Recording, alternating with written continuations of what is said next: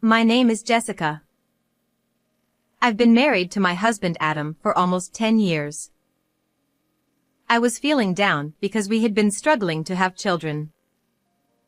My husband always comforted me, saying, "We can do many things together instead. Even without children, let's enjoy our time together." We both loved traveling, so whenever we had time off, we would go to the beach. We enjoyed our married life despite not having children. I thought those happy days would last forever. Until that day. I work as an office clerk in a nursing home. On that day, like any other, I was working diligently since the morning. While working, I was thinking about what to have for dinner tonight. I remembered I had some potatoes and chicken left, so I decided to make roasted chicken. Just then, out of nowhere, "Ms. Brown." The manager suddenly called out to me loudly. I wondered what it could be. Did I make a mistake? Yes. I quickly responded, but I couldn't help but tense up. As I approached the manager's desk, the manager, in a panicked frenzy, rushed over to me instead. "It is urgent. Your husband."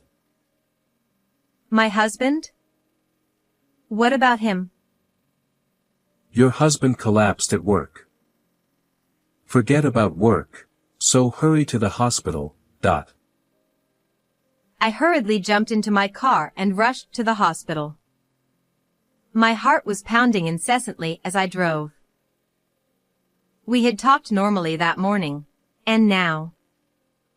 Please, let him be okay. Please. I cried as I drove. The hospital was only a 15-minute drive away, but it felt incredibly far. When I arrived at the hospital, I ran to the reception. Then, I was guided to the designated treatment room. "Adam!" I screamed, but my voice never reached my husband. It was already too late. The treatment room was eerily quiet, with only the sound of medical instruments echoing. As I looked at the faces of the doctors and nurses, I understood the situation. A doctor approached me. "You're his wife, right? I'm sorry, but your husband." I broke down into tears. It seemed he had suffered a heart attack. The doctor explained more, but I couldn't hear anything beyond that. I can never see my husband again, even though we promised to be together forever. He's such a liar. This must be a dream. He must be playing a prank on me. That's what I thought. Then, I collapsed.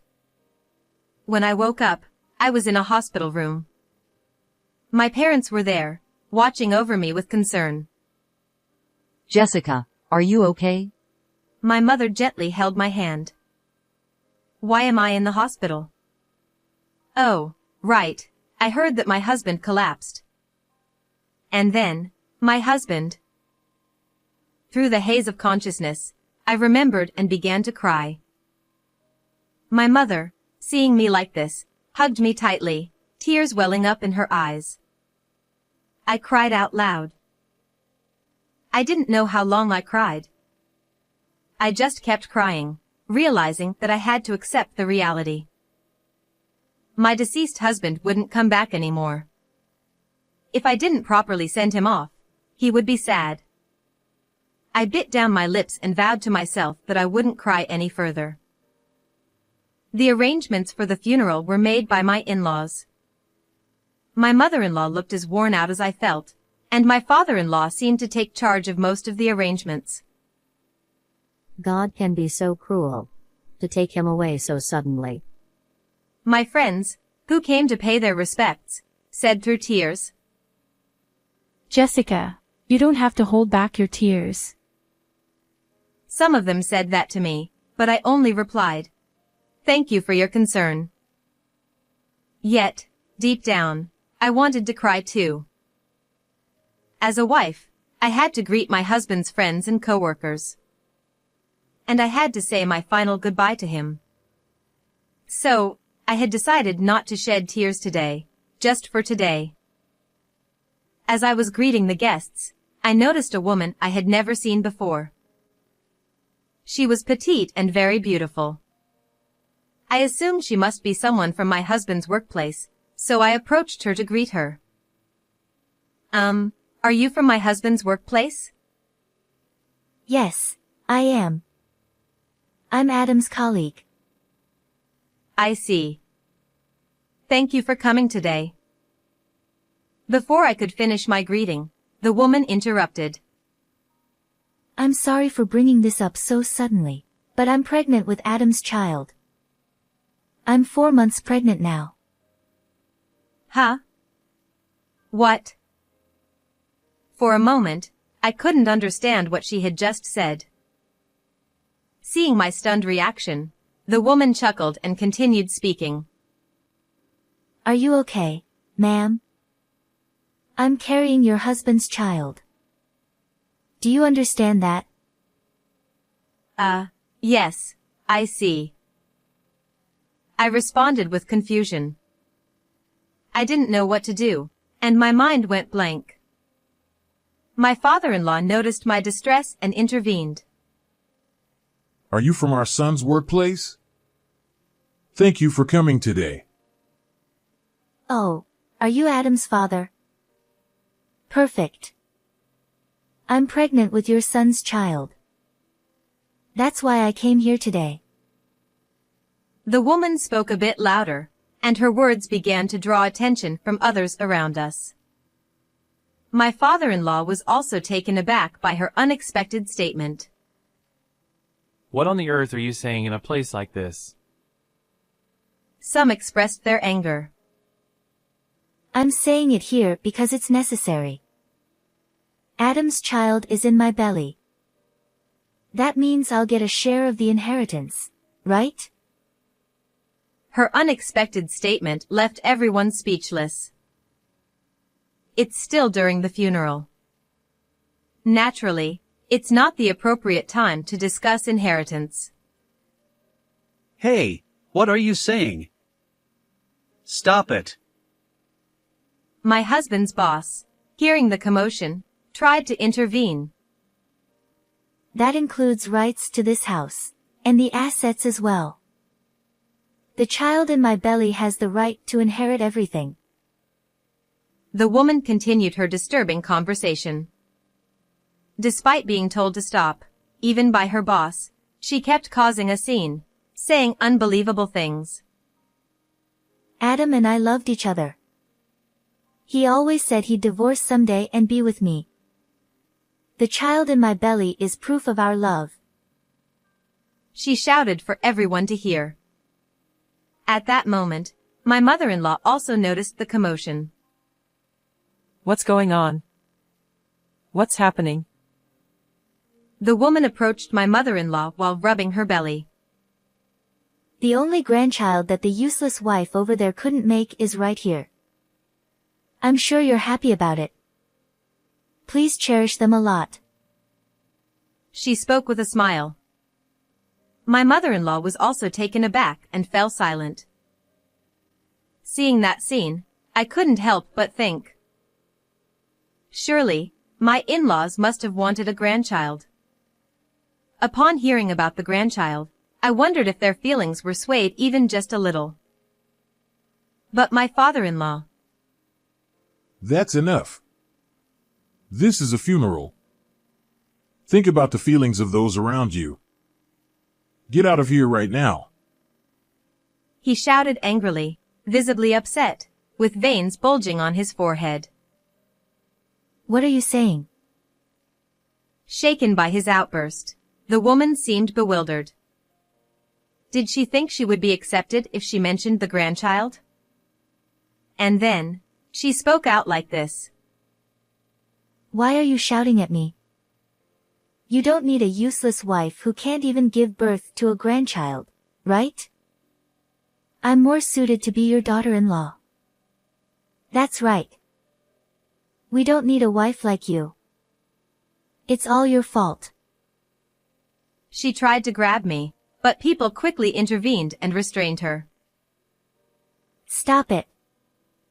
I'm pregnant. Let go of me. Don't touch me. She protested loudly. At that moment, my mother-in-law began to speak to her. Is it really my son's child? If so, then we'll have to divide the inheritance, won't we? That's right. You get straight to the point. Her eyes sparkled with excitement. However, to inherit the inheritance, we'll need to have a DNA test, won't we? Since my son is no longer with us, there's no way to confirm it. But that's not a problem, is it? Because it's truly my son's child, right? She asked with a smile. There's no need for a DNA test. We truly loved each other. She said while trembling. You're shaking. Are you okay? Is something wrong? My mother-in-law pressed on, looking at the woman with a cold gaze. The woman's face began to flush red. Then, my mother-in-law's expression changed, and she said decisively, causing a scene during the funeral, claiming it's my son's child. If it turns out not to be, do you understand the consequences? Confronted by my mother-in-law's stern words, the woman couldn't say anything and eventually burst into tears. We truly loved each other. Even while crying, she still continued to insist on that. Enough is enough. This is disgraceful. My son wouldn't have loved someone like you. I know how much he loved his wife. She held me around the shoulders and dismissed the woman. I want to send off my son properly, so could you please leave right away? Could someone, perhaps her boss, escort her out? My husband's boss forcibly escorted the woman out, allowing the funeral to proceed smoothly, and it ended without incident. And when the burial was over, it finally hit me that my husband was no longer here. All the emotions I had been holding back came flooding out, and I cried alone while looking at photos of my husband. Later on, my husband's boss came to our house to apologize again regarding the incident with that woman. According to him, she had one-sided feelings for my husband and relentlessly pursued him without worrying about anyone else. She would always try to sit next to him at social gatherings and made constant advances towards him. However, my husband never reciprocated her feelings. Despite warnings from his boss and others, she didn't seem to listen and they eventually gave up trying to reason with her. I'm truly sorry for letting it escalate like that. We should have handled it better. Then he apologized deeply. However, the one to blame was not the company but that woman. I told him that we were seeking damages for defamation against her. It was an unforgivable act to disrupt the final farewell with my husband. His boss empathized with my feelings, and afterward, we reminisced about my husband. Adam always used to talk about you, you know. Even if he might not remember, when he got drunk, he'd always boast about his wonderful wife. You're truly a lucky woman to be so loved. He said with tears welling up in his eyes. Oh no, I'm the lucky one to have such an amazing husband. He's too good for someone like me. I replied, my voice trembling. This is what I heard from my mother-in-law later on, but it seems that the woman was really pregnant. However, it appears that the child was not my husband's, of course. She confessed to sleeping with various people and deliberately trying to get pregnant. She admitted that, out of spite for not being acknowledged by my husband, She thought causing a commotion by claiming the child was my husband's would surely lead to divorce. She doesn't know who the real father is. Everything came to light at the company, and she lost her job. She's currently unemployed and facing a damages claim from me, but it's her own fault. After his boss left, my mother-in-law came to me and shared a story. To be honest, there was only one time we mentioned wanting to see our grandchild. But Adam got angry at us. Don't you ever tell Jessica about that. If you do, I'll cut off ties with you as my parents. Even if we can't have children, as long as Jessica is with me, I am happy. That's what he said, and they apparently came to believe that as long as their son was happy, that was all that mattered. My mother-in-law continued her story. At that moment, I believed that he truly loved you, Jessica. Because of that, she could assert confidently that he had never cheated. I truly love you too, Jessica. I think of you as my real daughter. So, you're still young, and I want you to remarry and be happy.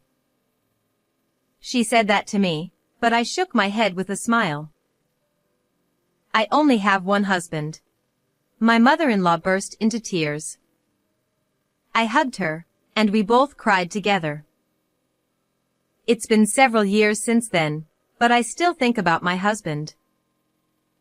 I still wonder why he left me alone. There are times when I honestly feel like there's no meaning to living in a world without him. But I have to keep living. My husband, who was an only child, is no longer with us, and I'm sure my in-laws are feeling lonely. I wanted to repay my parents-in-law in place of my husband. Today is the 40th anniversary of their marriage. I decided to surprise them with a cake. I also gave them a trip as a present, hoping they would enjoy it together. My in-laws were very delighted. Then, I thanked them for giving birth to my husband.